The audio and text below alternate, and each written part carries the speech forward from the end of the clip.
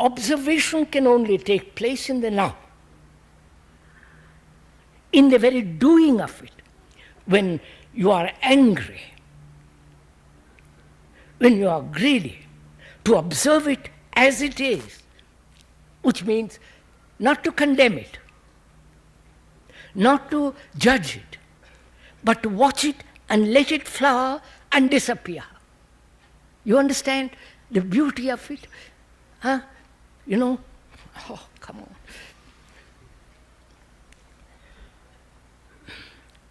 We are accustomed to, or traditionally, we are educated to suppress or to move it in a certain direction.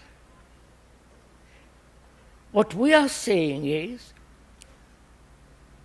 to observe your anger, greed, your sexual demands, whatever it is,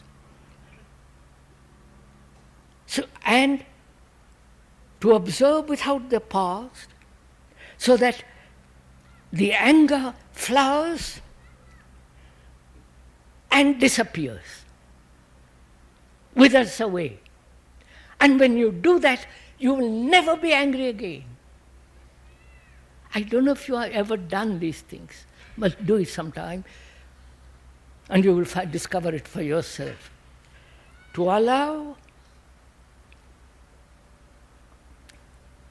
through observation, in which there is no choice, just to observe your greed, your envy, your jealousy, whatever it be, and in the very observation of it, it is flowering and undergoing a radical change.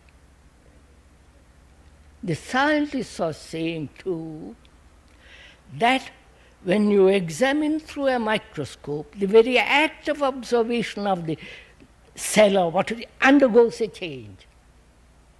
You understand this? The very observation without the background brings about a change. You understand?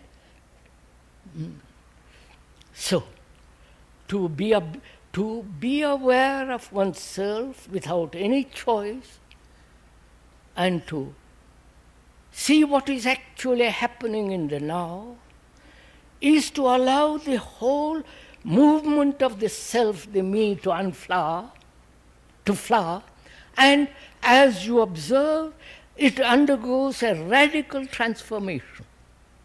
If there is no background, if there is no observer who is the background. You've got this somewhat? I've understood it, sir? Good, go at it.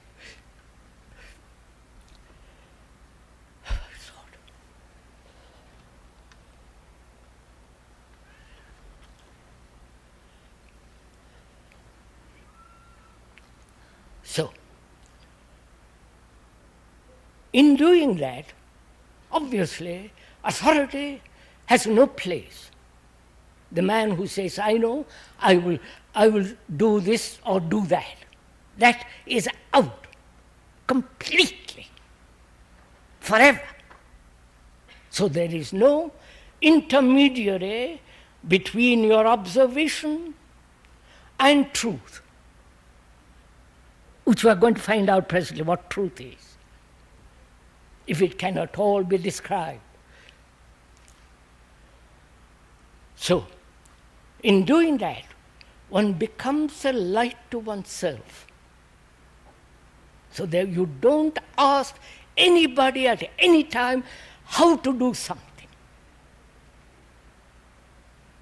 In the very doing, which is the observing, there is the act, there is the change.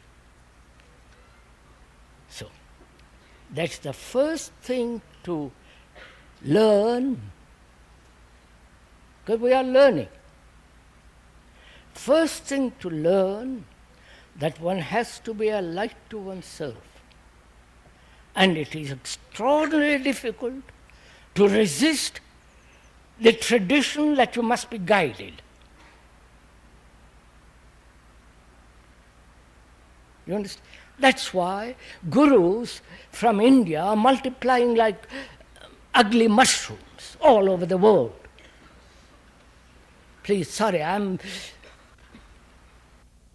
because they are really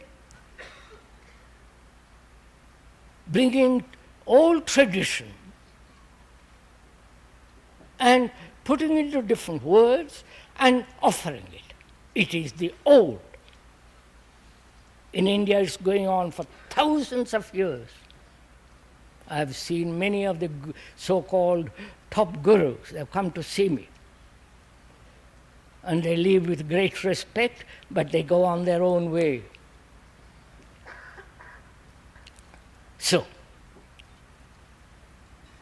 freedom to observe, and therefore no authority of any kind, is essential